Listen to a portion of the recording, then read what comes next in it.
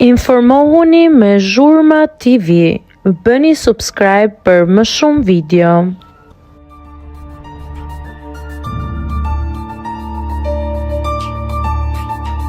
Publikohen pamjet, momenti kur Gjesti shkon me armë në ambientet e Onimas. Një video e re që po qarkullon me shpejtësi në rrjetet sociale ka rikthyer në vëmendje çështjen e shumë përfolur mes Gjestit dhe kompanisë muzikore Onima.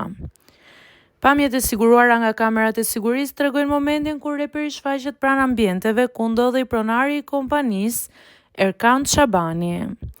Videoja është bërë virale në rrjet, ndërsa vjen pas raportimeve për konfliktin që ka përfunduar edhe në institucionet e drejtësisë. Sipas raportimeve mediatike, Gjesti është akuzuar për kanosje dhe armbajtje pa leje, ndërsa konflikti ka lindur për shkak se, siç deklaroi këngëtari, ai nuk kishte marrë asnjë nga paratë që i takonin prej 5 vitesh rresht. Në pamjet e publikuara nuk dëgjohet audio dhe nuk mund të konfirmohet nga video e vetme se çfarë është thënë apo çfarë ka ndodhur para dhe pas momentit të filmuar. Megjithatë, publikimi i saj ka nxitur reagime të shumta mes fansave dhe ndjekësve të artistit.